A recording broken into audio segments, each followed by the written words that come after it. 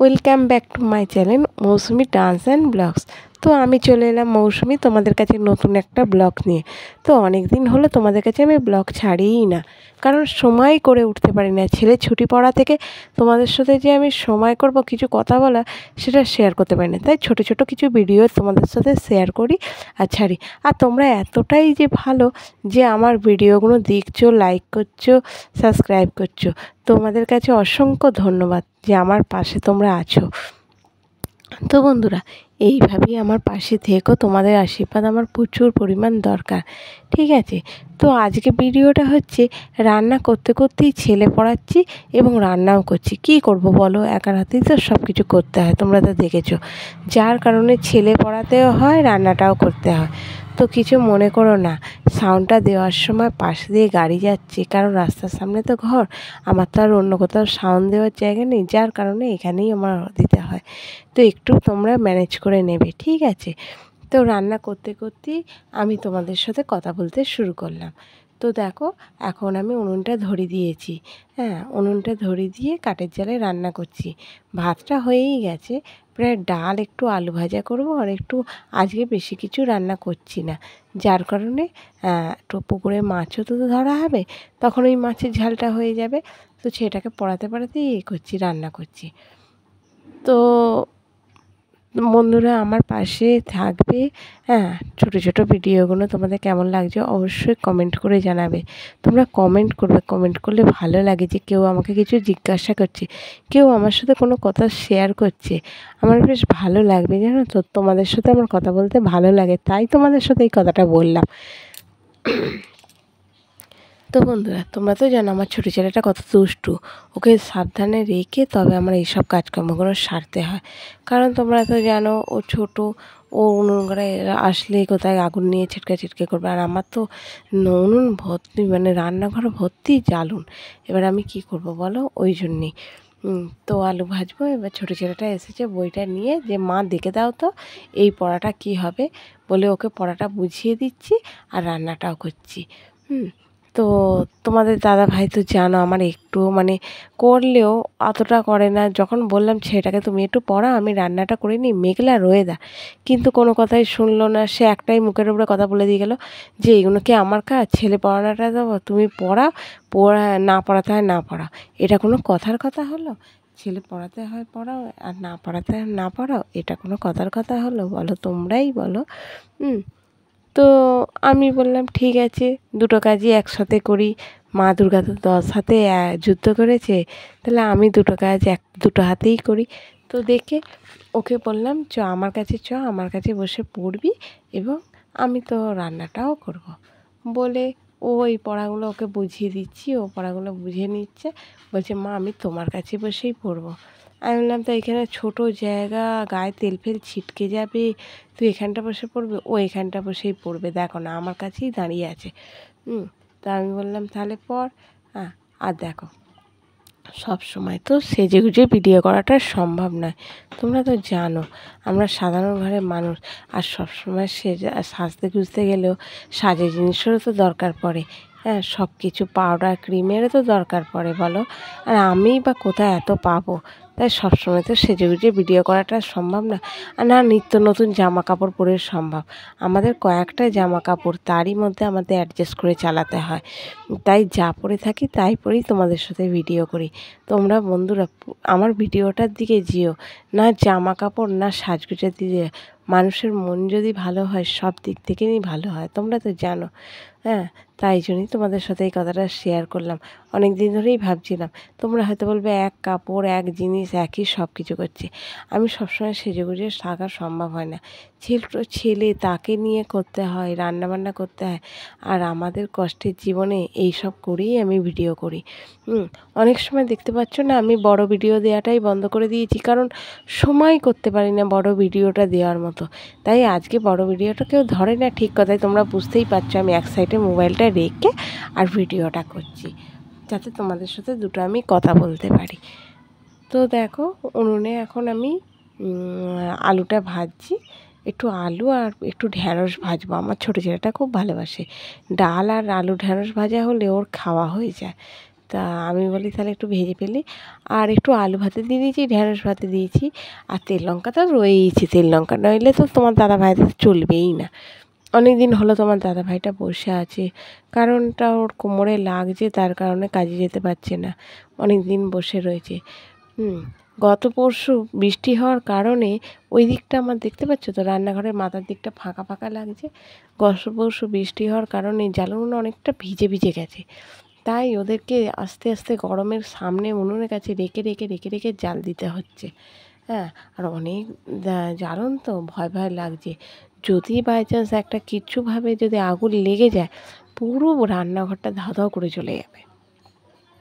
তো রান্নাঘরটা আমার প্লাস্টিক দিয়ে ঘেরা, সেরকম সামর্থ্য নেই বলে এখন আমি রান্নাঘরটা কোনো রকমভাবে ঘেরা হয় না। তো ইচ্ছা আছে আস্তে আস্তে আস্তে আস্তে রান্নাঘরটা একটু ঘেরবো আর চালটা একটু সারবো। হনুমান যতবার যায় ততবার 3টে 4টে করে টালি ভেঙে দিয়েই যায়, যতবার যায় 3টে 4টে করে টালি ভেঙে দিয়েই যায়। হ্যাঁ, তাই ইচ্ছা আছে রান্নাঘরটা এবার সারবো, রান্নাঘরটা এবার সারবো। তো এবার এই রান্না করতে করতে তোমাদের সাথে একটু গল্প করা। তো এবার আমি ভাবছি যে রান্না বান্না করে নিয়ে ওকে একটু পরিয়ে দিয়ে চান টান করিয়ে দেবো, দিলে তাহলে অনেকটা কাজটা হয়ে যাবে। তারপর তোমাদের সাথে যদি একটু লাইভে বসবো। এখন এই কদিন হচ্ছে আমি লাইভে বসতেই পারছি না, কখন বসবো? ছেলেদেরকে পড়াতে এ করতে করতে আর লাইভেই বসা হচ্ছে না। দুপুরবেলা খাওয়াতে ঘুম পাড়াতে নিজেও গিয়ে ঘুমিয়ে পড়ছি। সারাদিন পরিশ্রম করার পর তো আর হচ্ছে না গো। এবার আমি জানি না ঠিক লাইভটা কখন করলে হবে, তোমরা একটু কমেন্ট করে আমাকে জানিও তো যে লাইভটা কখন করলে ঠিকঠাক মতো হবে। আমি তখন দুপুরবেলার দিকেই করি, কিন্তু 2-1 জন জয়েন্ট হয়, খুব একজন যে জয়েন্ট হয় তা নয়। 2-1 জন জয়েন্ট হয়। আমি তো জানি না লাইভটা কখন করলে যে অনেক কেউ জয়েন্ট হবে, আমাকে কমেন্ট করে জানাবে, আমার সাথে কথা বলবে। আমি তো সেইটা পাচ্ছি না, যার কারণে আমার অসুবিধা হচ্ছে। তো ওই জন্যেই তো আমি বলি তাহলে একটা কাজ করি, বলে ওই জন্যে আমি 2 দিন লাইভই বসতে পারলাম না।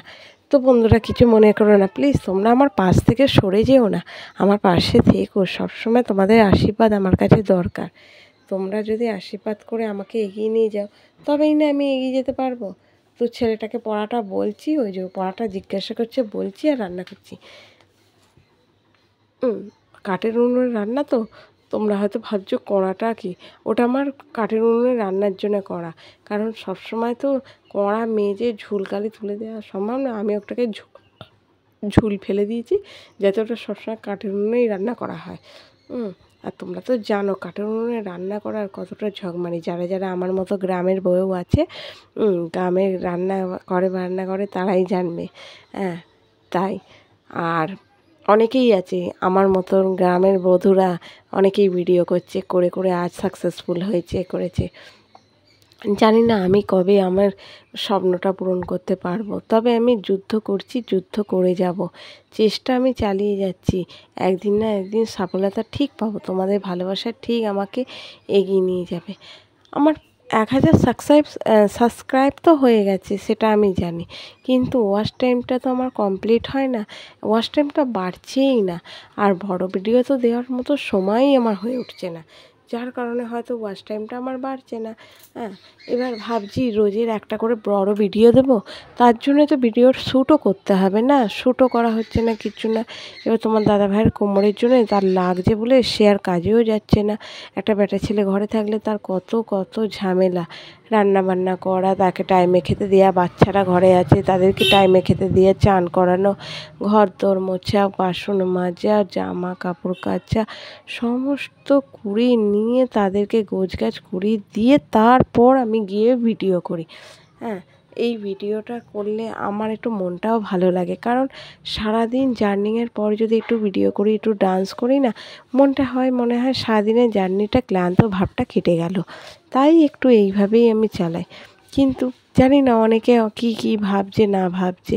তো অনেকে কিছু ভাবলে তো আমার কিছু করার নেই, কারণ আমাকে তো কিছু করে খেতে হবে, কিছু করতে হবে, নিজেদের জন্যে কিছু করে মাথা উঁচু করতে হবে। সবাই তো দেখছি এইভাবে কিছু না কিছু করে এগিয়ে যাচ্ছে, তাহলে আমি কি পারবো না? আমিও পারবো, তোমাদের ভালোবাসা থাকলে অবশ্যই পারবো এগিয়ে যেতে। তো বন্ধুরা, আমার এই ভিডিওটা তোমরা যদি কেউ প্রথম থাকো কিংবা যদি ভিডিওটা ভালো লাগে, অবশ্যই একটা লাইক করে দেবে, কমেন্ট করবে। কমেন্ট করতে ভুলো না বন্ধুরা, তোমাদের লাইক আর কমেন্ট দ্বিতীয়বার আমার ভিডিও করতে অনেকটা উৎসাহ দেবে। তোমরা তো জানো তোমাদের ভালোবাসা সবসময় আমার পাশে আছে, আমি জানি। তবু তোমরা জানো গ্রামের বধূদের সব কিছু সামলে এইগুলো করতে হয়। তোমরা এইগুলো, আমার যদি ভিডিওটা ভালো লাগে অবশ্যই শেয়ার করেও একটু দিও। হ্যাঁ হ্যাঁ, 2-4 জন মানুষের কাছেও তবু যাবে। তো দেখো আমার ছেলেটা খেলতে খেলতে আমাকে করছে, আর এইগুলো দেখো না, ওই জন্যই ওকে আমি উনুন করে আনতে চাই না। দেখছো তো কতটা ভয় ভয় করে আমি করছি, রান্না করছি। তো রান্না আমার হয়েই আসছে, প্রায় রান্না কমপ্লিট হয়েই আসছে। এরপর উঠে বাসন কোসনগুলো মেজে ছেলেটাকে চান করিয়ে ওকে খাওয়াবো, খাইয়ে দিয়ে ওকে ব্যবস্থা করিয়ে দিয়ে তারপর আমি যাব। তো আমার একটাই কথা বন্ধুরা, যে আমি যে এর আগে অনেক ব্লগ দিয়েছি, ব্লগ দিইনি তা না, আমি ব্লগ দিয়েছি, কিন্তু ওয়াচ টাইমটা কেন যে আমার পূরণ হচ্ছে না আমি কিছু ভেবে পাচ্ছি না। আগে তো থাম্বনেল বানাতে জানতাম না, তবু এখন আস্তে আস্তে থাম্বনেল বানানোটা শিখছি, কীভাবে থাম্বনেল বানাতে হয়, কীভাবে লিখতে হয়, এগুলো তবু শিখছি।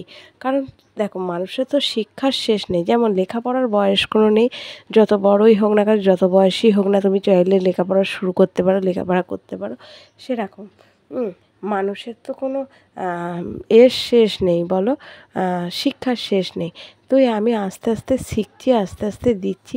প্লিজ বন্ধুরা শর্ট ভিডিওগুলো দেখো, দেখে আমার লাইক কমেন্ট অবশ্যই করে দিও। তো বন্ধুরা, তোমার দাদা ভাইয়ের শরীরটা খারাপ থাকার কারণে, যার কারণে আমি বলি চলো চপ বিক্রি করি, বিকেলবেলার দিকে, আর সকালবেলা ঘুগনি মুখড়ি বিক্রি করি, ওই করি টুকটুক করে সংসারটা সামলাই। আর তোমরা তো জানো এখন ছেলেপুলে পড়া খরচাও আছে, দেখি না এইভাবে দুজনে মিলে করি, আর তার উপরে পাশাপাশি আমার এই চ্যানেলগুলো আমি চালিয়ে যাব। কোনো না কোনো দিন তো সাকসেস পাবোই তোমাদের ভালোবাসাতে। তো বন্ধুরা, আমার ভিডিওটা যদি তোমাদের ভালো লাগে অবশ্যই লাইক করবে, কমেন্ট করবে, শেয়ার করবে, সাবস্ক্রাইব করতে ভুলবে না। তো আজকে আর বেশি কিছু কথা বলবো না, তোমাদের সাথে কথা বলে ভীষণ ভালো লাগলো। তোমরা আমার পাশে থাকবে, ঠিক আছে? আর আমার, তো আজকে এখানেই রাখছি, টাটা।